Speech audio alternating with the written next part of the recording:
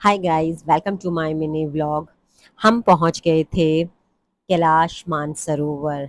ये मोमेंट हम सबके लिए बहुत स्पेशल था क्योंकि हम थे कैलाश के नज़दीक, परिक्रमा करने के नज़दीक, और पहुंच गए थे कैलाश मानसरोवर, जिसका हम इतने दिनों से इंतज़ार कर रहे थे।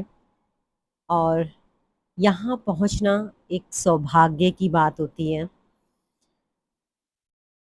एक अनदर ग्रुप भी था यहाँ पे, और हम जो थे आ गए थे काठमांडू 2 जुलाई 2026 में।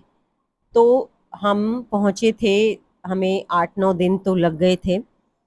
और यहाँ पे अभी परमिशन नहीं थी, उस समय परमिशन नहीं थी इसके पास जाने की। आप उसे टच नहीं कर सकते हो, इसकी परमिशन नहीं थी उस समय। आपके साथ जो शेरपा हैं वो बाल्टी में आपको पानी ला के देंगे और आप दूर से ही स्नान करोगे और पंचा स्नान करोगे। यहाँ उस समय अलाउड नहीं था उसके नज़दीक जाना। और यहाँ पे हमारे ग्रुप वाले सब स्नान ले रहे थे।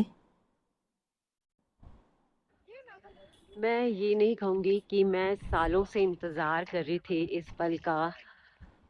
मैंने इसी साल ही मेरा महादेव की का बुलावा आया और मैं पहुँच गई इस जगह।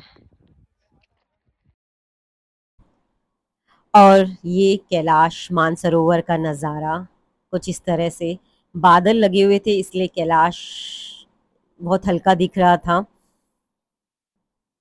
और सब लोग स्नान करके, पंचा स्नान करके आराम से बैठ गए थे।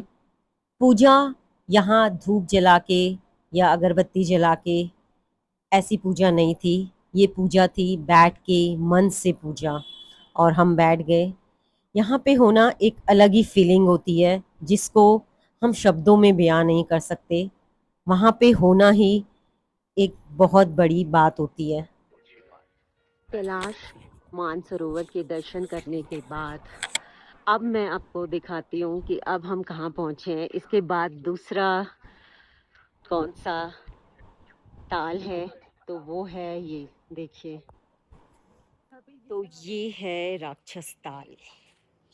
यहाँ पे कोई स्नान नहीं करता है, इसका पानी खारा है और इसको पवित्र नहीं माना जाता है, इसीलिए ये पूरा खाली पड़ा हुआ है।